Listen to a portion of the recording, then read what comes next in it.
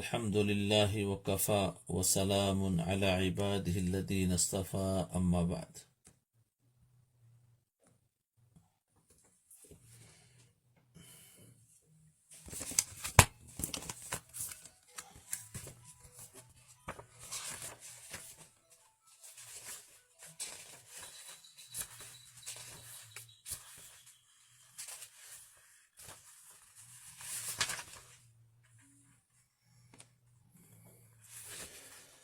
شهر رمضان الذي أنزل فيه القرآن.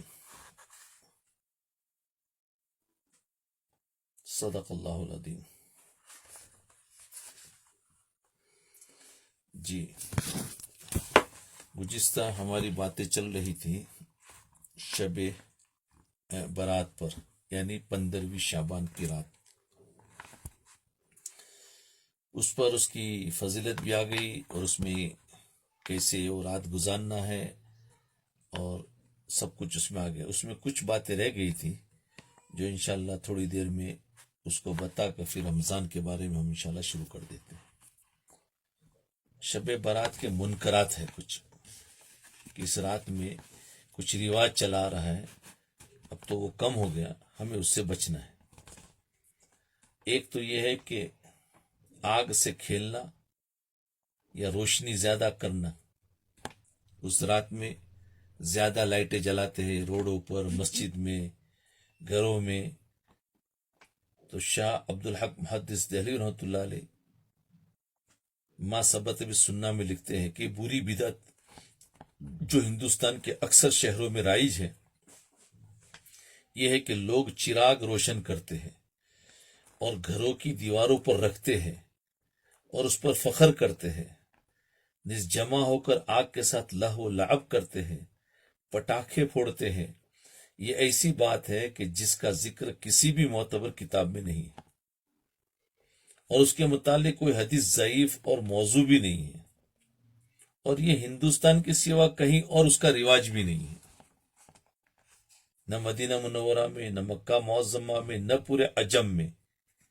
جی، تو یہ ہمارے اندر کیسے آ گئی؟ تو یہ بدعت ہندوؤں کے تہوار دیوالی سے ہندوستان کے مسلمانوں نے لی ہے. دیوالی میں اس لیے کہ ہندوستان کے مسلمانوں میں ہندوؤں کے ساتھ رہنے کی وجہ سے بہت سی بدعتیں اور رواج آ گئے ہیں، اور اس کے بارے میں حدیث میں آیا ہے کہ جو کسی قوم سے مشابہت اختیار کرے وہ انہی میں سے ہے. تو ہمیں چاہیے کہ ان کا جو رواج کے طریقے ہمارے اندر آئے ہیں تو مشابہت نہ کرے بلکہ اس سے بچے. اس لیے مسلمانوں کو اس سے بالکل احتراز کرنا چاہیے. اس میں ایک پیسہ بھی خرچ کرنا بالکل حرام ہے. بچوں کے ہاتھ میں اس کے لیے جو پیسہ دیا جائے گا اس کا سخت گناہ ہوگا. جی، ایک تو یہ تھی. دوسری جو بری عادت ہے وہ حلوے کی رسم.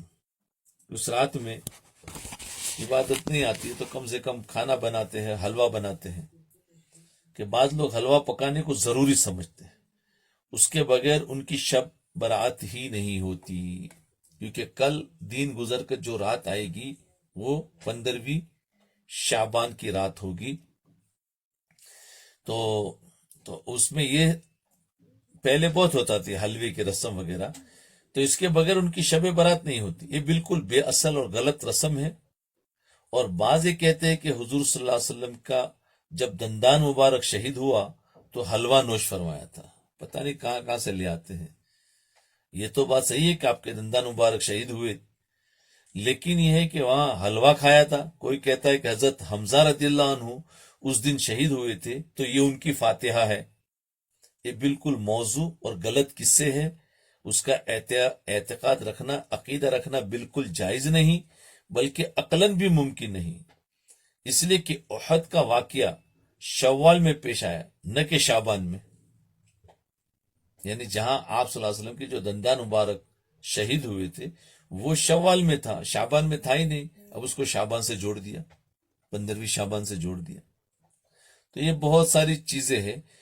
ایک دوسری رسم حلوے کی. تیسری رسم شب برات میں مردوں کی روحیں گھروں میں آتی ہے. بعض یہ کہتے ہیں کہ یہ 15ویں شعبان کی رات کو مردے جو ہمارے رشتہ دار ہیں نا، جو دنیا سے چلے گئے ان کی روحیں گھروں میں آتی ہے اور دیکھتی ہے کہ ہمارے لیے کچھ پکا ہے یا نہیں پکا. جی تو وہ دیکھتی ہے ہمارے لیے کچھ پکا ہے کہ نہیں پکا. اب بتاؤ کس کا مائک آن ہے؟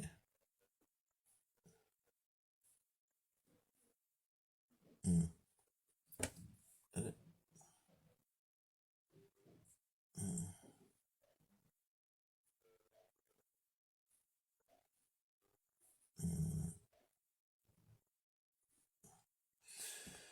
جی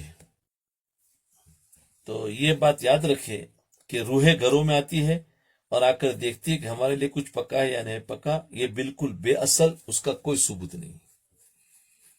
یہ بھی ہندوؤں کی رسم میں سے ہے کہ ہندوؤں کے یہاں ہوتا ہے کہ وہ مردے کی روحیں آ جاتی ہے گھروں میں کوئی دوسری شکل کے اندر. وہ ان کے یہاں ایک عقیدہ ہے، ہمارے یہاں کچھ بھی نہیں ہے. لیکن لوگ اس لیے اس رات میں کھانا بناتے ہیں کہ بھائی مردے آئیں گے. بعض یہ سمجھتے ہیں کہ شب برات سے پہلے کوئی مرتا ہے تو جب تک شب برات میں اس کا فاتحہ نہ ہو وہ مردوں میں شامل ہی نہیں ہوتا. بعض ایسا سمجھتے جب تک کہ اس کا فاتحہ نہ ہو وہ مردوں میں شامل نہیں ہوتا. یہ بھی لغو اور احادیث کے صحیحہ کے خلاف ہے. یہ سب بیکار بات ہے. اور چوتھی رسم جو ہے، بعض لوگ اس موقع پر برتنوں کا بدلنا 15ویں شعبان کہ ابھی آئندہ سال کے برتن الگ ہوں گے، اس کو الگ کر دو. پھر گھر کو رنگ روگن کرنا، یہ اس کو ثواب سمجھتے، سمجھے نا. جی کہ اب اس طرح بہت سا کھانا غریبوں کے یہاں پہنچ کر ضائع ہوتا ہے. تو اس رات میں اس خاص عمل کا کوئی ذکر نہیں ہے کہ جس میں برتن بدلنا، گھر کا فرنیچر بدلنا، گھر کے کٹن بدلنا، رنگ بدلنا، یہ بھی بعض لوگ کرتے ہیں. اس کی بھی کوئی اصل نہیں ہے. اس رواج کو ترک کرنا چاہیے. صدقہ خیرات کے لیے اس رات کی کوئی خصوصیت نہیں سمجھی جاتی. صدقہ خیرات تو دوسری راتوں میں بھی کر سکتے. تو یہ چند باتیں تھی جو باقی تھی کہ جس میں رسم ہے وہ ہمیں ختم کرنا ہے. تو اس رات میں ان چیزوں سے بچنا ہے اور پھر ہم سے جو ہو سکے عبادت کرنا. اب عبادت کیا کرے کہ دیکھو، ایک تو یہ ہے کہ ہم صبح شام کی جو تسبیحات ہے رات میں 100 مرتبہ درود شریف پڑھ لے، 100 مرتبہ استغفار پڑھ لے، 100 مرتبہ تیسرا کلمہ پڑھ لے، 100 مرتبہ چوتھا کلمہ پڑھ لے. اتنا تو ذکر کر لے کم سے کم اس رات میں. اور اس کے علاوہ قرآن شریف پڑھنا جانتے ہیں تو سورہ یاسین شریف پڑھ لے یا کوئی بھی سورہ پڑھ لے یا کوئی بھی ایک پارہ پڑھ لے. جتنا ہمارے پاس وقت ہو پڑھ سکتے آسانی کے ساتھ. 2 عبادتیں ہو گئی. اور تیسرا یہ ہے کہ کسی کو صلاۃ و تسبیح آتی ہو تو وہ پڑھ لے یا 2 رکعت توبہ کی نیت سے پڑھ لے. تو نماز پڑھے، چاہے توبہ کی پڑھے، چاہے شکرانے کی پڑھے، چاہے صلاۃ و تسبیح پڑھے، بہت سارے اس میں نیت کر سکتے. تو نماز تو ایک تو ذکر ہوا، ایک تو نماز ہوئی، ایک قرآن کی تلاوت ہوئی، اور چوتھا کام ہے وہ دعا مانگے. بیٹھ جائے. دعا مانگنا نہیں آتا ہے لیکن بس اللہ کے ساتھ میں کہ میں ہوں اور میرا اللہ ہے، مجھے دیکھ رہا ہے. اور بیٹھ کر اللہ کے سامنے جتنا زبان میں مانگ سکتا مانگے، نہ مانگے تو کم سے کم اپنے گناہوں پر روئے، بیٹھ جائے. تو یہ چند عبادت کہتے ہیں. بعض مرتبہ عبادت تو کرنی ہے، کیا کروں سمجھ میں نہیں آتا. تو میں نے آپ کو بتا دیا یہ مختلف عبادت ہے. اس میں آپ نے 1 گھنٹہ یا 2 گھنٹہ لگا دیا اور پھر جا کے آرام سے سو جاؤ. جی آپ کو پوری رات کا اور شب برات کی پوری فضیلت مل گئی. 15ویں شعبان کی پوری فضیلت مل گئی. پھر جس کے پاس جتنی طاقت ہو صبح میں اٹھ کر تہجد پڑھ لے، صبح میں اٹھ کر پھر حاجت کی پڑھ لے اگر رات میں جلدی سو گیا. تو یہ ہے عبادت کرنا. بس اس کے لیے کوئی اپنے دماغ پر اتنا زیادہ وہ چڑھانا نہیں ہے کہ ہائے میں کیا کروں، یہ کروں وہ کروں. سارے اعمال تھوڑا تھوڑا کر لے. اور بہت کچھ ذکر کرنا ہے تو کم سے کم درود شریف کو 500 مرتبہ پڑھ لے، استغفار کو بھی 300 مرتبہ کر لے، زیادہ پڑھنا ہو تو ٹھیک ہے. انشاءاللہ اب رمضان کے بارے میں ہم بات کریں گے آج سے لے کر رمضان آنے تک الگ الگ، تاکہ ہماری رمضان کی تیاری بھی ہم شروع کریں. اور یہ سنت بھی ہے کہ رمضان سے پہلے رمضان کی فضیلت کو سننا چاہیے تاکہ ہمیں شوق بڑھے اور ہمارا رمضان گزشتہ رمضان سے اچھا گزرے۔ تو سال کے تمام مہینوں میں سب سے بابرکت اور فضیلت والا مہینہ رمضان المبارک ہے۔ اللہ تبارک و تعالیٰ کا ارشاد ہے، شہر رمضان الذی انزل فیہ القرآن، یعنی وہ کتاب جو قیامت تک آنے والی پوری انسانیت کے لیے ہدایت کا ذریعہ ہے، اس پوری کتاب کو لوح محفوظ سے آسمان دنیا تک اسی بابرکت مہینے میں اتارا گیا ہے۔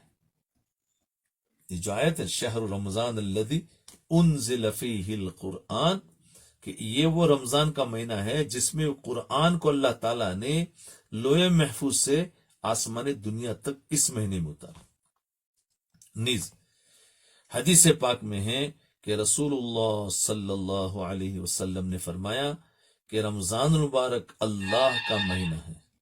رمضان المبارک کس کا مہینہ ہے؟ اللہ کا مہینہ ہے۔ جی،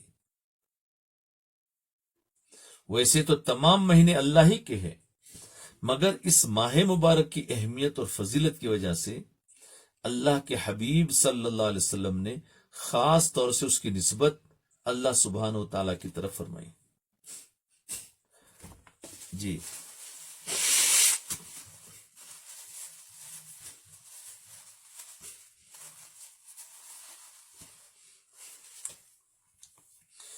تو یہ ہے خاص طور سے اس کی نسبت اللہ تعالیٰ کی طرف فرمائی۔ اس مہینے میں اللہ تعالیٰ کی خصوصی تجلی اور رحمت نازل ہوتی ہے۔ اس مہینے میں سمجھے نا، اللہ تعالیٰ کی خصوصی تجلی، خصوصی رحمت نازل ہوتی ہے۔ ویسے تو پورا سال ہوتی ہے، لیکن اس مہینے کی کچھ الگ ہی شان ہے جو اور مہینوں میں نہیں ہوتی۔ اس مہینے کے روزوں کو اللہ تبارک و تعالیٰ نے فرض فرمایا۔ اس مہینے کے روزے کو پورے سال میں روزہ رکھنا فرض نہیں ہے، رمضان المبارک کا پورا مہینہ روزہ رکھنا فرض ہے، اور اس کی تراویح کو سنت قرار دیا۔ جی، رسول اللہ صلی اللہ علیہ وسلم کا ارشاد ہے، اللہ تعالیٰ فرماتا ہے کہ انسان کا ہر عمل اس کے لیے ہے، انسان کا ہر عمل اس کے لیے سوائے روزہ کے، کہ روزہ خالص میرے لیے ہے۔ جی، اور میں ہی اس کی جزا دوں گا۔ جی، روزے کی جزا کون دیتا ہے؟ اللہ تعالیٰ دیتا ہے۔ اور روزہ ڈھال ہے، روزہ ڈھال ہے۔ جب کبھی تم میں سے کسی کا روزہ ہو تو نہ تو بےہودہ وہ گفتگو کرے۔ جب تم میں سے کسی کا روزہ ہو تو نہ تو بےہودہ گفتگو کرے اور نہ گالیاں بکے۔ اگر کوئی گالیاں دے اور لڑنے لگے تو اس سے کہہ دے کہ بھائی میں روزے سے ہوں، اور میں اس خدا کی قسم کھا کر کہتا ہوں جس کے قبضے میں محمد صلی اللہ علیہ وسلم کی جان ہے، کہ یقیناً روزے دار کے منہ کی بو اللہ جل شانہ کے نزدیک مشک کی خوشبو سے بھی زیادہ پسندیدہ ہے۔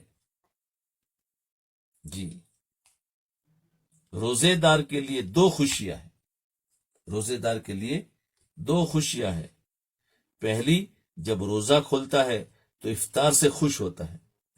جی، اور دوسری، جب اپنے پروردگار سے ملے گا تو روزے کے بدلے انعام کے سبب خوش ہوگا۔ روزے دار کے لیے دو خوشیاں، ایک تو افطار کے وقت کی خوشی اور دوسرا رب سے ملنے کے وقت کی خوشی۔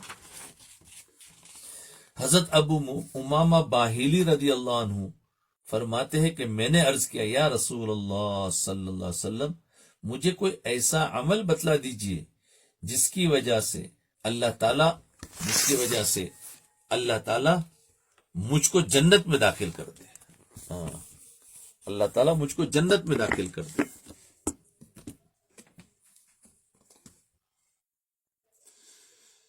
آپ نے فرمایا کہ خود پر روزے رکھنے کو لازم کر لو، اس لیے کہ دین اور دنیا میں فائدہ پہنچانے والی کوئی چیز اس روزے کے مانند نہیں، فائدہ پہنچانے والی کوئی چیز اس روزے کے مانند نہیں۔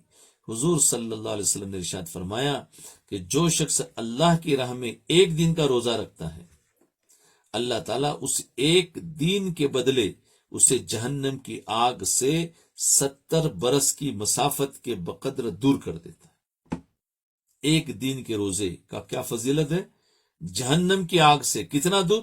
70 برس چل کر جو انسان جس منزل تک پہنچے وہ جہنم سے اتنا دور ہو جاتا ہے۔ نیز ایک حدیث میں ارشاد ہے کہ روزہ جہنم کی آگ سے ڈھال ہے، روزہ رکھنے والا جہنم سے بچے گا، جہنم میں نہیں جا سکتا۔ تو دیکھو یہ روزے کے سب فائدے تھے۔ یہ رمضان المبارک اللہ تعالیٰ نے ہمیں کیوں دیا ہے؟ جی یہ ہمیں کیوں دیا؟ تو اللہ سبحانہ و تعالیٰ نے رمضان المبارک کا مہینہ تقوی کے حصول کے لیے دیا ہے، تاکہ لعلکم تتقون۔ اللہ تعالیٰ کا پاک ارشاد ہے، یا ایہا الذین آمنوا کتب علیکم الصیام کما کتب علی الذین من قبلکم لعلکم تتقون۔ اے ایمان والو، تم پر روزہ فرض کیا گیا ہے جس طرح تم سے پہلے لوگوں پر فرض کیا گیا تھا، اس توقع پر کہ تم متقی بن جاؤ۔ تو رمضان مبارک کا مہینہ اللہ نے ہمیں کیوں دیا؟ تاکہ ہم متقی بن جائیں۔ جی یعنی اللہ تعالیٰ نے یہ مہینہ دیا ہی اس لیے ہے کہ ایمان والے متقی بن جائیں، ایمان والے متقی بن جائیں۔ اب تقوی کیا ہے وہ آگے اس کی پوری تفسیر ہوگی، 2-3 دن تک تقوی کو سمجھایا جائے گا۔ تو رمضان کا اصل مقصد متقی بن جائے، اور تقوی کے نتیجے میں انہیں دنیا اور آخرت کی تمام بھلائیاں اور سعادتیں حاصل ہو جائیں۔ جب تقوی مل گیا تو دنیا کی بھی بھلائیاں ملی اور آخرت کی بھی بھلائیاں مل گئی۔ تقوی ایک ایسی چیز ہے، اگر وہ انسان کے اندر آ جاتا ہے تو دنیا اور آخرت کی دونوں بھلائیاں حاصل کر لیتا ہے، ورنہ انسان دنیا میں تو بھلائیاں لے لیتا، آخرت میں محروم ہو جاتا ہے۔ اس لیے فرمایا لعلکم تتقون۔ یہ ہوا۔ اب سمجھو تقوی کیا ہے۔ جی تقوی کیا ہے؟ امام نووی، کیونکہ تقوی کا لفظ ہم نے تو بہت سنا ہے، اور ہم لوگ تقوی کو پتہ نہیں کیا کیا الگ الگ لوگ مفہوم سمجھتے ہیں۔ کوئی بہت زیادہ عبادت کرنے کو تقوی سمجھتے ہیں، کوئی کسی چیز سے پرہیز کرنے کو تقوی سمجھتے ہیں۔ تو تقوی اصل کیا ہے شریعت میں، یہ ذرا سمجھو۔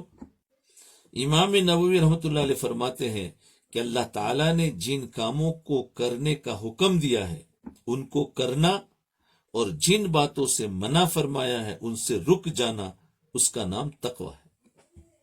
دیکھو کتنا آسان مفہوم ہے، ورنہ بعض مرتبہ خوب عبادت کرنے کو ہم تقوی سمجھتے ہیں، لیکن عبادت تو کر رہے ہوتے ہیں لیکن دوسری سائڈ پر گناہ بھی ہو رہے ہوتے، تو تقوی کہاں سے ملا؟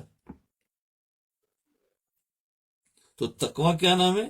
جن کاموں کے کرنے کا حکم دیا ہے ان کو کرنا، اور جن کاموں سے منع کیا گیا ان سے بچنا، اس کا نام تقوی، تاکہ انسان اللہ کی ناراضگی اور عذاب سے بچا رہے۔ تو سمجھ میں آ گیا؟ نمبر 1۔ نمبر 2، حضرت امام غزالی رحمۃ اللہ علیہ نے ارشاد فرمایا، اے عزیز، تم کو یہ بات خوب سمجھ لینی چاہیے کہ تقوی ایک نادر خزانہ ہے، نایاب خزانہ ہے تقوی۔ اگر تم اس خزانے کو پا لینے میں کامیاب ہو گئے، یعنی ایک ایسا چھپا ہوا خزانہ ہے تقوی کہ اگر وہ تم نے اس کو پا لیا، مل گیا، تو تمہیں اس میں بیش قیمت موتی اور جواہرات ملیں گے، تو اس کے اندر تمہیں بہت ساری چیزیں ملے گی، اور روحانی علم و دولت کا بہت بڑا خزانہ ہاتھ لگ گیا، رزق کریم تمہیں میسر آ جائے گا، اور تم بہت بڑی کامیابی حاصل کر لوں گے، بہت بڑی غنیمت پا لوں گے، اور ایک ملک عظیم یعنی جنت کے مالک بن جاؤں گے۔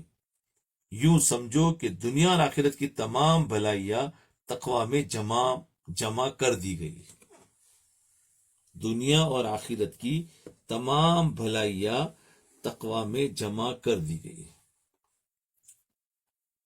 تقوی کیا ہے؟ الگ الگ علماء نے فرمایا۔ امام نبوی رحمۃ اللہ نے فرمایا کہ جن کاموں کا حکم دیا ہے اس کو کرو اور جن کاموں سے منع کیا ہے اس سے بچو، اس کا نام تقوی ہے۔ امام غزالی رحمۃ اللہ علیہ فرماتے ہیں تقوی ایسا چھپا ہوا خزانہ ہے، اگر اس کو مل گیا تو گویا اس کو تمام دنیا اور آخرت کی بھلائیاں مل گئی۔ اب علامہ سیوطی رحمۃ اللہ علیہ فرماتے ہیں کہ تقوی اللہ کے تمام احکامات پر عمل کرنے اور تمام ممنوعات سے بچے رہنے کا نام ہے۔ علامہ سیوطی رحمۃ اللہ۔ علامہ وافدی رحمۃ اللہ علیہ نے لکھا ہے کہ تقوی کہتے ہیں کہ انسان اپنے باطن کو، تقوی کہتے ہیں انسان اپنے باطن کو اور اپنے خالق کے لیے، اپنے باطن کو اپنے خالق کے لیے اس طرح مزین کر لے جیسا کہ وہ اپنے ظاہر کو مخلوق کے لیے آراستہ کرتا ہے۔ سبحان اللہ، بہت بہترین تعریف ہے۔ تقوی کیا ہے؟ انسان اپنے باطن کو اللہ تعالی کے لیے اس طرح مزین کر لے، یعنی صاف رکھے، جس طریقے سے ہم مخلوق کے لیے کیسے مزین بن کے رہتے ہیں، یعنی اچھے کپڑے، صاف کپڑے، نہ دھو کر، بال سلیقے سے ہو، کپڑے سلیقے کے ہو، تو ہم کس طریقے سے اپنے ظاہر کو مخلوق کے لیے آراستہ کرتے ہے کہ نہیں؟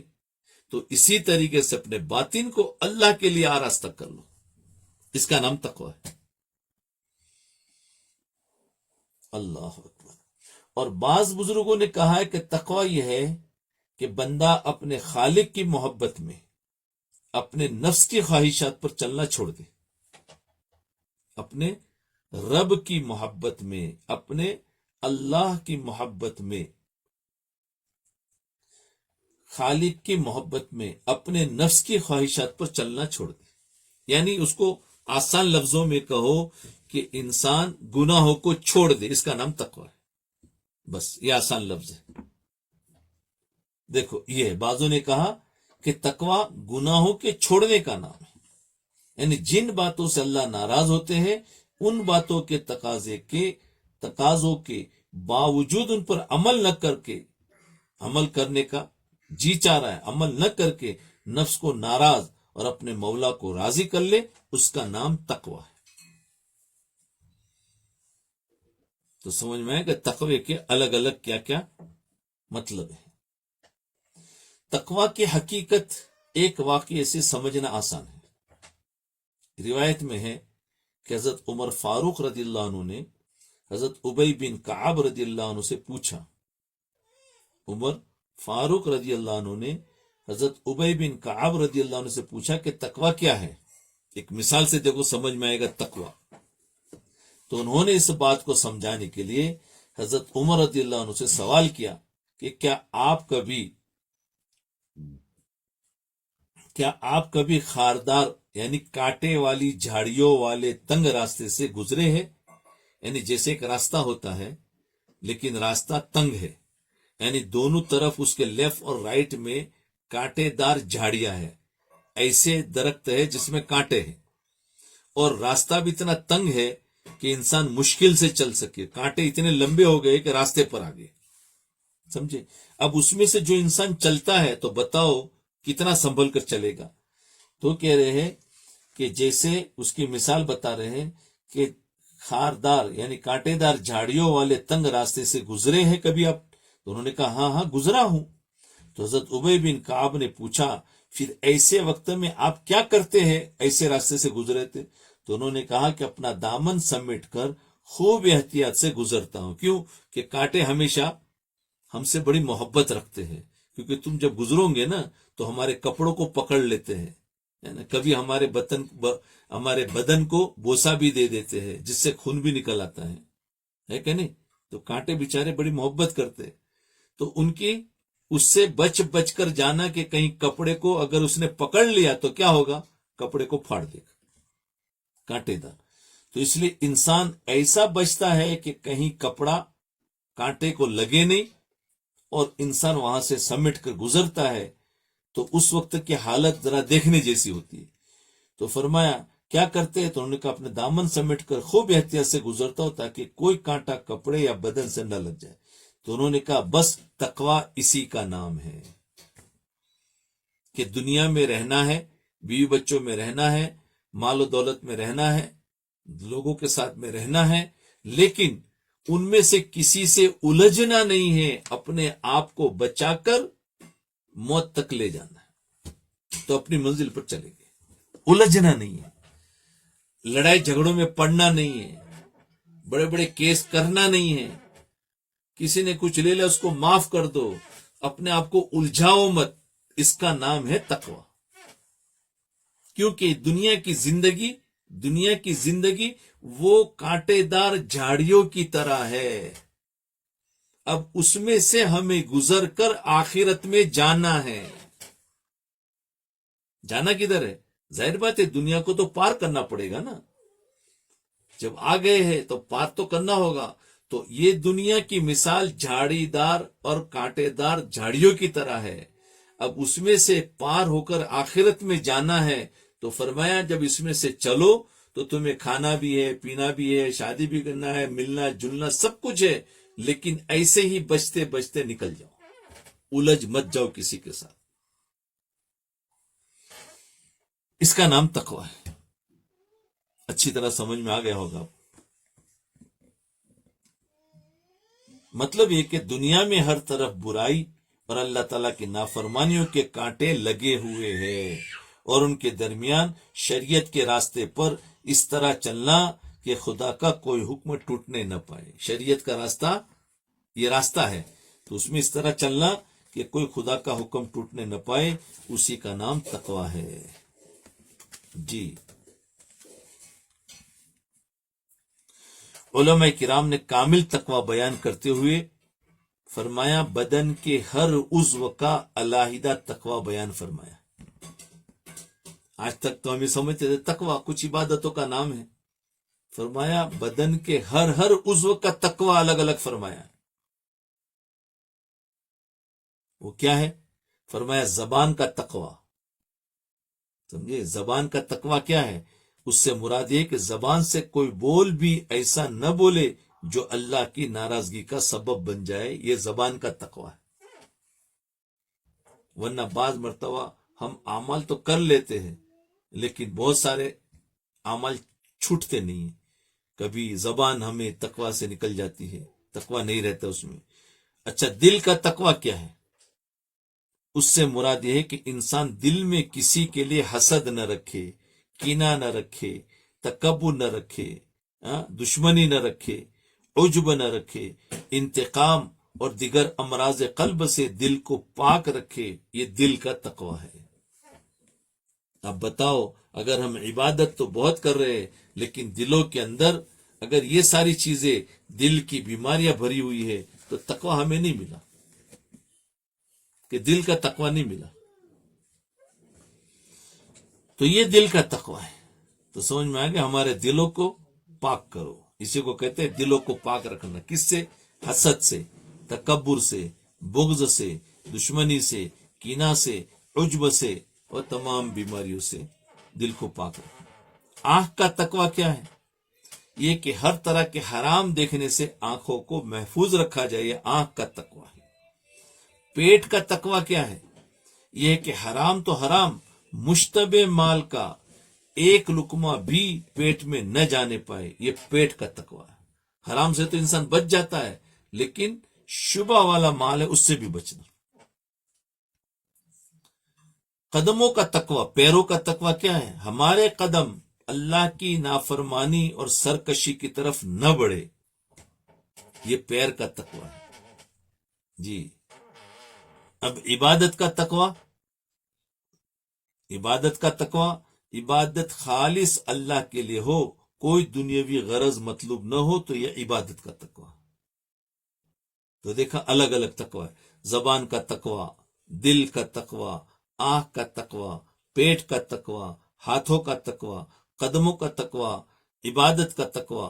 اللہ تعالیٰ کا پاک ارشاد ہے، یا ایھا الناس اعبدوا ربکم، یا ایھا الناس اعبدوا ربکم الذی خلقکم والذین من قبلکم لعلکم تتقون۔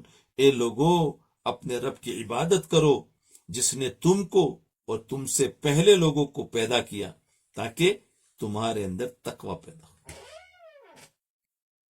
تو دیکھو یہ تقوی ہے۔ اور یہ کس سے ملے گا؟ رمضان المبارک کے مہینے روزہ رکھنے سے اصل مقصد تقوی ہے. تقوی کو اللہ سبحانہ تعالیٰ نے قرآن کریم میں قربانی، حج، روزہ، بلکہ تمام عبادت کا مقصد تقوی ہی قرار دیا ہے. قربانی کا مقصد بھی تقوی، حج کا مقصد بھی تقوی، روزے کا مقصد بھی تقوی. قربانی کے سلسلے میں اللہ تعالیٰ نے ارشاد فرمایا لن ینال اللہ لحومها ولا دماؤها ولکن ینالہ التقوی منکم، یعنی اللہ تعالیٰ کو نہ جانوروں کا گوشت پہنچتا ہے نہ اس کا خون پہنچتا ہے، بلکہ قربانی کرنے والے کا دل کا تقوی اللہ کو پہنچتا ہے. اسی طرح حج جیسے عظیم الشان عمل کے سلسلے میں اللہ تعالیٰ کا پاک ارشاد ہے وَمَن يُعَظِّمْ شَعَائِرَ اللَّهِ فَإِنَّهَا مِن تَقْوَى الْقُلُوبِ، کہ تقوی والے ہی شعائر اللہ یعنی احکام حج کی تعظیم کرتے ہیں. تو اسی طرح ہر عبادت کا اصل مقصد تقوی قرار دیا ہے. اللہ اکبر کبیرہ، یہ ہے تقوی. جی انشاءاللہ کل اس کے بعد اور بتائیں گے تقوی کیا ہے. تقوی قرآن کے اندر کہاں کا تقوی ہے اور حدیثوں میں تقوی کے بارے میں کیا کیا آیا ہے. انشاءاللہ پھر دنیا اور آخرت کا تقوی تو اس پر بڑی تفصیل سے بات ہوگی. دھیان اور توجہ کے ساتھ بات کو سنیں اور بہت فائدہ ہوگا، اور اس کے ذریعے سے ہمیں رمضان کے روزے رکھنے میں پھر ایک خوشی ہوگی اور بہت اچھا لگے گا. بوجھ سمجھ کرنے کہ چلو ابھی آیا ہے جلدی سے رمضان گزر جائے، بلکہ شوق کے ساتھ رکھیں گے، اس کا استقبال کریں گے. تو یہ اللہ تعالیٰ نے ہمیں دیا ہے، اس کا مقصد کہ ہمیں تقوی ملے. اللہ ہماری بخشش کرے، یہ بہانہ ہے.